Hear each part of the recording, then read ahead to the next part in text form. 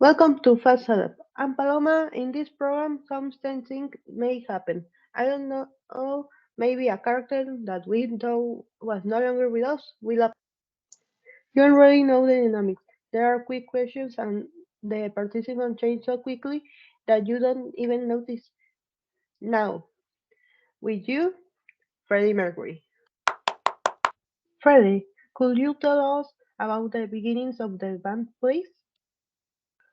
Of course, at first they are Brian and Roger who founded for Smile with another vocalist. Unfortunately for them and fortunately for me, he decided to retire so I decided to join them and we renamed the band Queen. Okay, today Queen is a band to remember, but could you tell me what kind of music did you did in the beginning? Our music has always been very dispersed, but some of the genres we base ourselves on were hard rock, glam rock, heavy metal, and progressive rock, and the others. Sting from the Police, and you may have heard before I asked Freddie what genre his music has based on.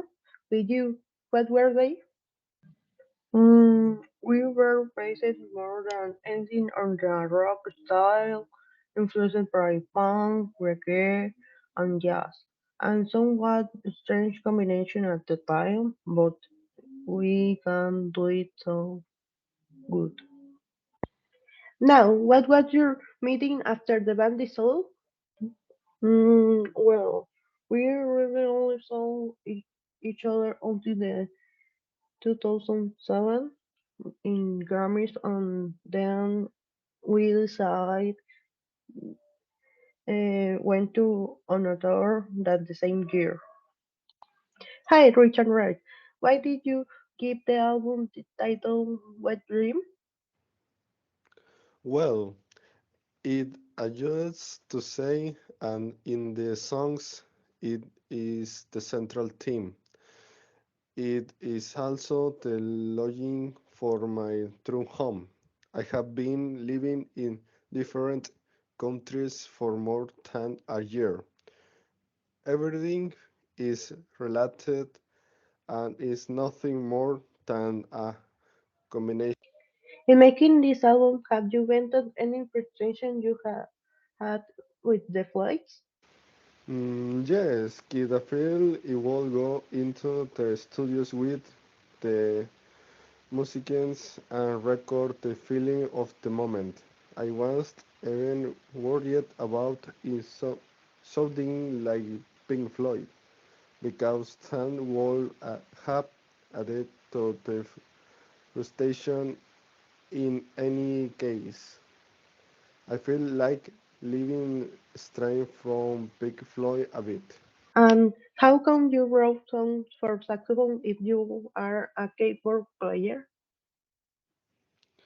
The thing is learning trumpet and sax and school and living also always liked the sax.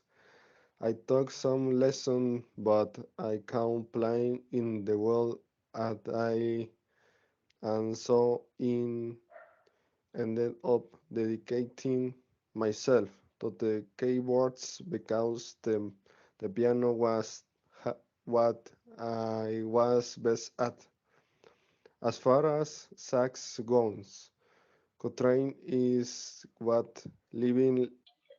Hi, Harry. How do you feel that your career has evolved to the point where you are now venturing into the field? Hmm? Who is the producer of the film, and I am very excited to start this. And I was even looking forward to seeing the film before starting it. So I feel very privileged to have worked alongside such great actors. I think we'll reach the top very soon. Let's remember your season in One Direction. How did you handle Saint Milk's the pair?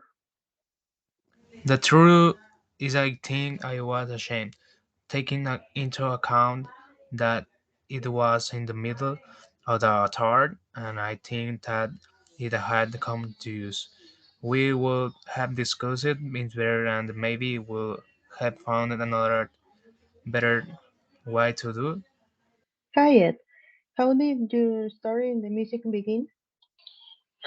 It's something strange. The internet is an important part of this while I was recording shows and post shows, I was selling CDs, and at night people got online and shared, showing to their friends, building the smart community. When companies appear around the world, everywhere proposing contracts, I was selling shows independently, and it was good to have to kind of buzz. Okay, your fans are very dedicated. Do you interact with them a lot? Yeah, of course. It also depends a lot on where I'm playing. If it is something small, I can go out and greet as many people as I can. But in England, it's very difficult because they are very big places. Successful people tend to be insecure. Are you insecure? I think we are insecure. Of course, I am insecure. Those I know are insecure. I think successful people are even more insecure because you have many people with their eyes on you all the time. Hi Elton, can you share what inspired you to embark on a career in music? Well, I have a deep love for music since I was a child. Growing up, I discovered my passion for playing the piano, and that really fueled my desire to create and perform music professionally. When reflecting on your journey, what would you say was the pivotal moment that you launched your musical career? The turning point for me was in 1970 when I realized my self-titled album, Featuring Your Song. It was a breakthrough that marked the beginning of my international success. And from there, things just took off in ways I could have only dreamed of. And from finish, Elton, in what ways do you think your unique style has left imprint on the music industry? My diverse musical style, coupled with a bit of flair on stage, has had a lasting impact by blending different genres like pop and rock. I aim to push boundaries.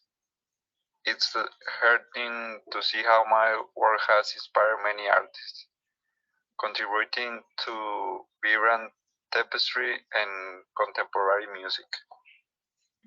Well, that's all for this program, in which you were able to learn a little more about your favorite artists. See you next time.